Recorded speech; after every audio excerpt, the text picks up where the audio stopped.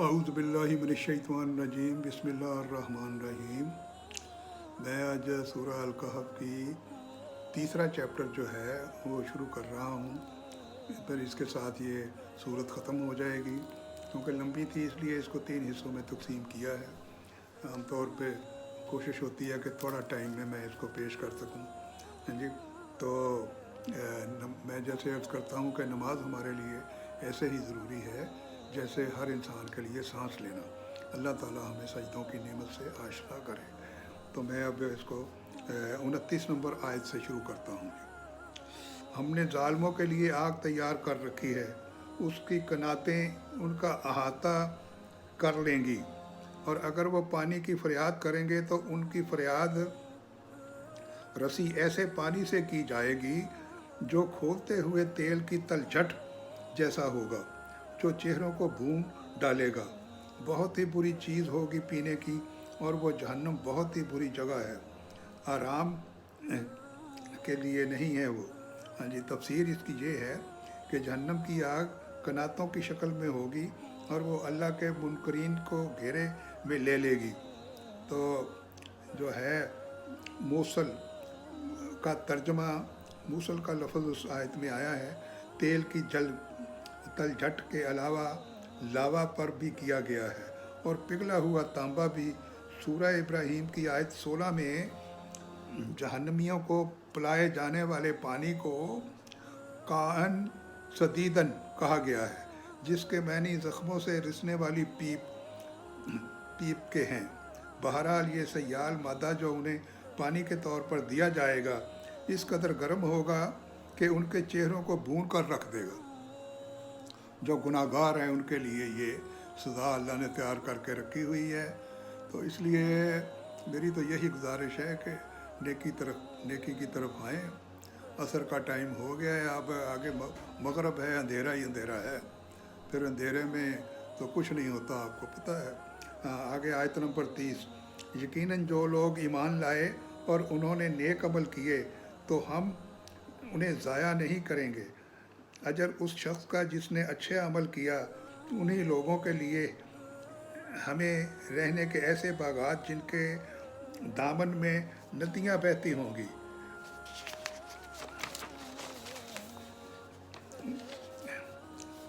انہیں دیے جائیں گے۔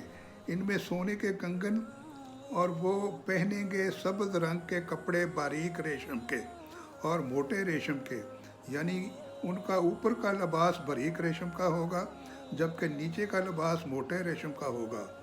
ٹیک لگائے بیٹھے ہوں گے تختوں پر، کیا ہی اچھا بدلہ ہوگا ان کے لیے، اور کیا ہی خوب آرام گاہ ہوگی وہ۔ تو اس کے بعد ہے 46 نمبر آیت ہے، مال اور بیٹے دینوی زندگی کی زینت ہیں، یعنی کہ یہ دولت اور اولاد یہ دنیا کی زینت ہیں۔ آگے جا کے ذرا تفصیل ہے اس کی۔ جی تفسیر اس کی ایسے ہے، اس صورت میں دینوی زندگی کی زیب و زینت کا ذکر یہاں تیسری مرتبہ آیا ہے۔ اس سے پہلے ہم آیت نمبر 7 میں پڑھ کر آئے ہیں کہ روئے زمین کی آرائش و زبائش اور تمام رونقیں انسانوں کے امتحان کے لیے بنائی گئی ہیں۔ پھر آیت نمبر 28 میں رسول اللہ صلی اللہ علیہ وسلم کو مخاطب کر کے فرمایا گیا ہے، کہیں ان لوگوں کے یہ گمان نہ ہو کہ آپ صلی اللہ علیہ وسلم کا مطلوب و مقصود بھی دینوی زندگی کے آرائش و زبائش ہی ہے، معاذ اللہ، اللہ معاف کرے۔ لہٰذا یہ حقیقت ہر وقت ہمارے ذہن میں رہنی چاہیے کہ یہ زندگی اور دنوی مال و متاع دنیا کا یعنی کہ سب عارضی ہیں۔ یہاں کے رشتے ناطے اور تمام تعلقات سے بھی اسی 4 روزہ زندگی تک محدود رہیں گے۔ انسان کی آنکھ بند ہوتے ہی تمام رشتے اور تعلقات منقطع ہو جائیں گے، اور اللہ کی عدالت میں ہر انسان کو تنہا ہی پیش ہونا ہے۔ تو وہاں نہ باپ اولاد کی مدد کرے گا، نہ بیٹا والدین کو سہارا دے گا، اور نہ بیوی شوہر کا ساتھ دے گی۔ اس دن کے محاسبے کا سامنا ہر شخص کو اکیلے ہی کرنا ہوگا۔ تو آیت نمبر 46 یہ بقایا حصہ ہے اس کا، اور باقی رہنے والی نیکیاں بہت بہتر ہیں تیرے رب کے نزدیک ثواب کے لحاظ سے بھی اور امید کے اعتبار سے بھی۔ تو اس کی تفسیر ہے کہ اس مختصر زندگی کی کمائی میں اگر کسی چیز کو بقا حاصل ہے تو وہ نیک اعمال ہیں، آخر میں صرف وہی کام آئیں گے۔ چنانچہ دنوی مال و اسباب سے امیدیں نہ لگاؤ، یعنی کہ دنیا کے مال و اسباب سے یہ امید نہ لگاؤ کہ یہ آخر میں کام آئیں گے۔ اولاد سے توقعات مت وابستہ کرو، یہ سب عارضی چیزیں ہیں جو تمہاری موت کے ساتھ ہی تمہارے لیے بے وقت ہو جائیں گی۔ آخر کار سہارا چاہیے تو نیک اعمال کا خزانہ جمع کرو اور اسی پونجی سے اپنی امیدیں وابستہ کرو۔ تو آیت نمبر 47، اور جس دن ہم چلائیں گے پہاڑوں کو اور تم دیکھو گے زمین کو صاف چٹیل میدان۔ تو اس کی تفصیل یہ ہے کہ اب قیامت کا نقشہ کھینچا جا رہا ہے کہ اس دن پہاڑ اپنی جگہ چھوڑ دیں گے، زمین کے تمام نشیب و فراز ختم ہو جائیں گے اور پورا کردہ ارض ایک صاف چٹیل میدان کی شکل اختیار کر لے گا، یعنی کہ ایسے بالکل پلین ساری جگہ ہو جائے گی۔ تو آیت نمبر 47 کا جو یہ بقایا حصہ ہے، اور ہم سب کو جمع کر لیں گے اور ان سے کبھی ایک کو بھی نہیں چھوڑیں گے۔ اس کی تفسیر یہ ہے کہ حضرت آدم سے لے کر آخری انسان تک پیدا ہونے والے نوع انسانی کے تمام افراد کو اس دن اکٹھا کر دیا جائے گا۔ تو آیت نمبر 48، اور وہ پیش کیے جائیں گے آپ کے رب اپنے رب کے سامنے صفے باندھے ہوئے، تب انہیں کہا جائے گا کہ آ گئے ہو نا ہمارے پاس جیسے ہم نے تمہیں پہلی مرتبہ پیدا کیا تھا۔ تو اس کی تفسیر یہ ہے کہ یہاں پہلی مرتبہ پیدا کرنے سے مراد عالم ارواح میں انسانی ارواح کی تخلیق ہے، کہ اللہ تعالیٰ نے اوپر جو ایک بنایا ہوا ہے اپنا، وہاں پر ساری روحیں اکٹھی ہوتی ہیں، جبکہ اس زمین پر جسم اور روح کے ملاپ سے کی جانے والی انسانی تخلیق دراصل تخلیق ثانی ہے۔ فرض کریں اس دنیا کی عمر 15,000 برس ہے، تو ان 15,000 برسوں میں وہ تمام انسان اس دنیا میں آ چکے ہیں جن کی ارواح اللہ تعالیٰ نے پیدا کی تھی۔